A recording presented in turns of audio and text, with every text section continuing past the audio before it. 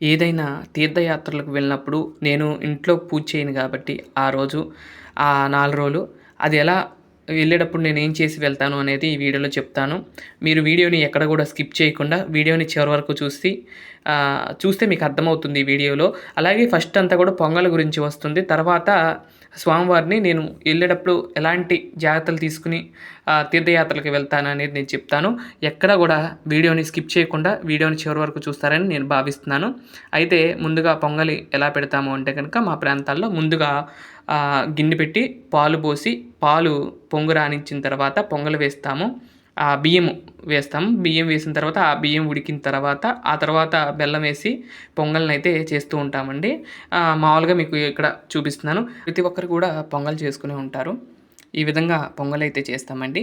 అలాగే యాలుక్కాయలు, జీడిపప్పు, కిస్మిసు ఉంటే వేస్తామండి ఆ సమయంలో.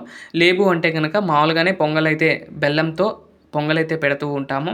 అలాగే మేము యాత్రకెళ్ళేటప్పుడు ముందు రోజు ఏ రోజైతే మేము బయలుదేరుతామనుకుంటా అంటే ఈరోజు సాయంత్రం బయలుదేరుతున్నాం అనుకోండి, ఉదయమే స్వామివారికి పొంగలి నివేదనగా పెట్టి, ఆ పొంగల్ నివేదన పెట్టిన తర్వాత స్వామివారికి మిగతాయి కూడా సమర్పించి నేను వెళ్తూ ఉంటాను. ఇగోండి ఈ విధంగా బెల్లం కూడా బాగా మెత్తగా కొట్టుకొని, ఆ తర్వాత దాంట్లో అయితే వేయాలండి.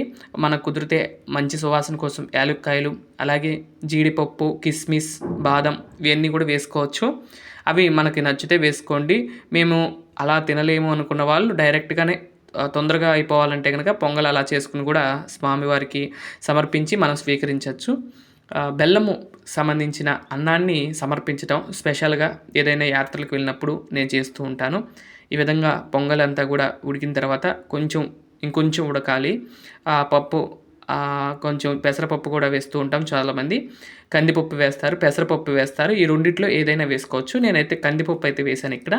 ఈ విధంగా పొంగలంతా గూడా వచ్చిన తర్వాత కొంచెం నీళ్లు పోసుకొని లేదా కొంచెం పాలు పోసుకొని ప్యూర్ పాలతో చేయాలంటే గనక కొంచెం ఎక్కువ పాలు పోసుకొని పొంగల్ చేస్తాము. కొంచెం నీళ్లు కలపాలంటే గనుక అలా కూడా కలుపుకోవచ్చండి.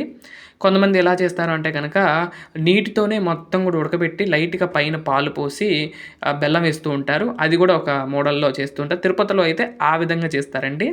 ఇది మనం సాంప్రదాయంలో పొంగలి అంటే గనక ఈ విధంగా అయితే చేస్తారండి. చాలా బావుంటది. ఎన్ని ప్రసాదాలున్నా గానీ పొంగలి, పులిహార మాత్రం అది నంబర్ 1లో స్థాయిలోనే ఉంటుంది మనకి. మన స్థానంలోనే ఉంటది. ఎప్పుడు అడిగినా గూడా ప్రసాదాలు ఏం చేశారు అని అంటే పొంగలి, పులిహార అనేది కంపల్సరీ అనేది ఒక నానుడిగా అయితే వచ్చేసింది. అలాంటి పొంగల్‌ని చేసి స్వామికి సమర్పిస్తే చాలా మంచిదండి. అలాగే మనం గూడా ఆ స్వామికి ప్రసాదంగా పెట్టిన ఆ నైవేద్యాన్ని మనం తింటే అబ్బా! చాలా బావుంటుందండి. మాటల్లో చెప్పలేము. అలాంటి ప్రసాదాన్ని తినే అదృష్టాన్ని స్వామి మనకు కలిగించారని భావించాలి. ఈ విధంగా మొత్తం గూడా బెల్లం గూడా వేసేసిన తర్వాత ఇంకా ఇక్కడ నుండి గూడా ఉడుకుతుందండి. దీని తర్వాత తీస్తాం అనేది జరుగుతుంది. అలాగే ఈరోజు అంటే నేను ఈ వీడియో తీసింది నిన్నటి రోజున తీశానండి. ఈ రోజుకి కాదు.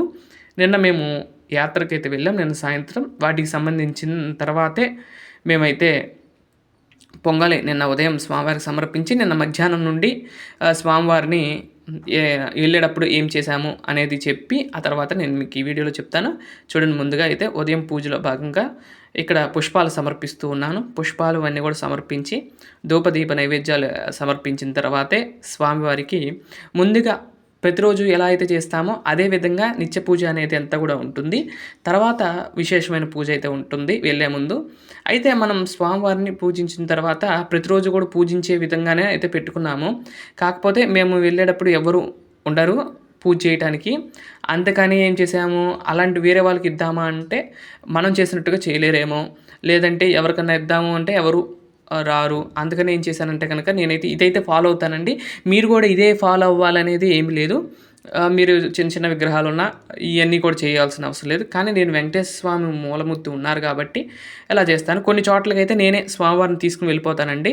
అంటే భద్రాచలం అటు వెళ్ళినప్పుడు మాత్రం భోగ శ్రీనివాస స్వామిని తీసుకొని వెళ్ళాను.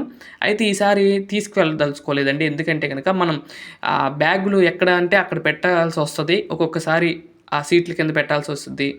కాళ్ళు తగిలే ప్రాంతాల్లో పెట్టాల్సొచ్చిద్ది కాబట్టి, అలాంటి ప్రాంతాల్లో కొంచెం ఇబ్బందిగా ఉంటుంది కాబట్టి, మనం పరమ భక్తితో స్వామివారిని పూజిస్తాం కాబట్టి, ఆ స్వామిని అక్కడక్కడ పెడితే నచ్చదు కాబట్టి, మళ్ళీ ఒక్కొక్కసారి ఇడిచిన బట్టలో పెట్టాల్సొస్తది. అందుకని నేను ఇవన్నీ గూడా ఆలోచించి తీసుకువెళ్ళను అని నిర్ణయించుకొని ఈసారి మాత్రం తీసుకెళ్ళలేదండి.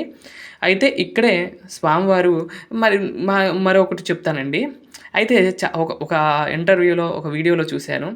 స్వామిని ఎళ్ళేటప్పుడు అక్కడ పెట్టి వెళ్తారు, కొంచెం ప్రసాదం పెట్టి వెళ్తారు అని అంటారు గానీ, మనం ఎక్కడికెళ్తే మనతో పాటే స్వామి వస్తారు గదండీ!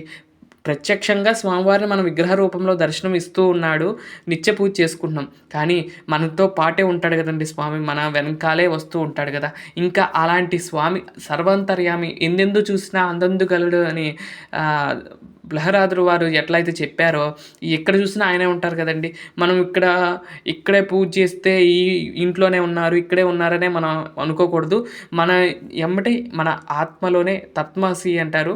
మనలోనే స్వామి ఉన్నాడు గాబట్టి, మనలో ఉన్న స్వామిని మనతో పాటే తీసుకువెళ్తున్నాం. అది కాకపోతే ఆ ఇంట్లో ఉంటే ఇవన్నీ గూడా అయ్యో! ఇంట్లో ఉండిపోయాయే, నేను పూజ చేయలేకపోయాననే ఆ యొక్క చిన్న బాధ ఏదైతే ఉంటుందో, ఆ బాధ పోవటం కోసమే ఈ యొక్క చిన్న రెమెడీ లాగా చేసుకొని, ఓహో! నా స్వామికి కూడా నేను ఇంకా ప్రసాదం పెట్టి వెళ్తున్నాను అనే ఉద్దేశంతో మనం మనసు మారిపోద్ది. మన బ్రెయిన్ కూడా ఇక్కడ ఆలోచన లేకుండా అక్కడ ఉన్న భగవంతుడిని చూడటానికి మనకు ప్రేరేపిస్తుంది కాబట్టి నేనది నమ్ముతూ ఉంటాను. ఈ విధంగా బియ్యంలో పెట్టి శివలింగాన్ని అభిషేకం చేయం కాబట్టి 3 రోజులు ఈ విధంగా బియ్యంలో పెట్టి నాగాభరణాన్ని ఇవన్నీ గూడా అలంకరించి, పుష్పం పెట్టి తర్వాత మూత వేస్తాను. ఈ పుష్పాలు గూడా కొంచెం వడిలిపోయిన తర్వాతే తీస్తాను.